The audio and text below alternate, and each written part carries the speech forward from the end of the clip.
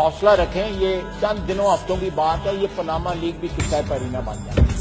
یہ عوامی ایشو نہیں ہے، کیا پاناما لیگ کیا ایشوز ہیں، یہ جناب یہ کوئی ایشو نہیں ہے۔ پیپل ہیو مووڈ آن، اور 2-4 ہفتوں میں اس طرح پرانے جو ان کے اسکیمز یا اسکینڈل سو کال جو ہے بنا، یعنی بے شرم آدمی تمہارے باپ کا پیسہ ہے تو لوگ بھول جائیں گے۔ پاناما لیکس نے بظاہر اجلے نظر آنے والے سیاستدانوں کا بھیانک چہرہ بے نقاب کیا۔ وہیں دوسری جانب سپریم کورٹ کے فیصلے اور جے آئی ٹی کی تشکیل نے رہی صحیح کسر بھی پوری کر دی۔ حکومت کو جو ناقابل تلافی نقصان پہنچا، اس کی بوکھلاہٹ میں اپنے لیے مزید گڑے کھود دی گئی۔ جو کبھی ڈان لیکس تو کبھی نہال ہاشمی کے بیان کی صورت میں سامنے آئے۔ ایسے میں ناسمجھ رفقا اور درباریوں نے یہ تجویز دی کہ اگر عوام کو ایک بار پھر بے وقوف بنا کر جے آئی ٹی پر گرد اڑا دی جائے تو عوام کا اعتماد حکومت پر بحال ہو سکتا ہے۔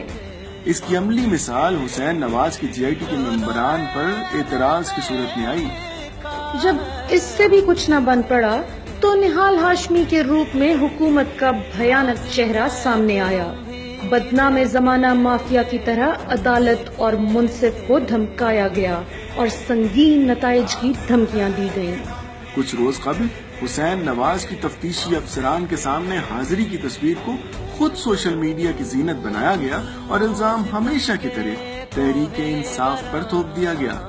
یہ ایک اور کوشش تھی کہ ثابت ہو سکے کہ جے آئی ٹی کا دامن داغدار ہے اور وہ غیر جانبدار نہیں ہے۔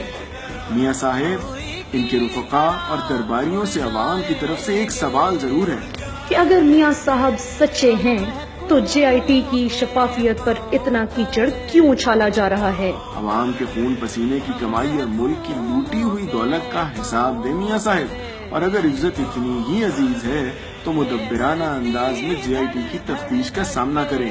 میاں صاحب، یہ قوم باشعور ہے، آپ چاہے جے آئی ٹی کو برا بھلا کہیں یا تہمتیں لگائیں، عوام سچ اور جھوٹ میں فرق جان چکی ہے۔ ویسے بھی اب تو کھیل دلچسپ مرحلے میں داخل ہو چکا ہے۔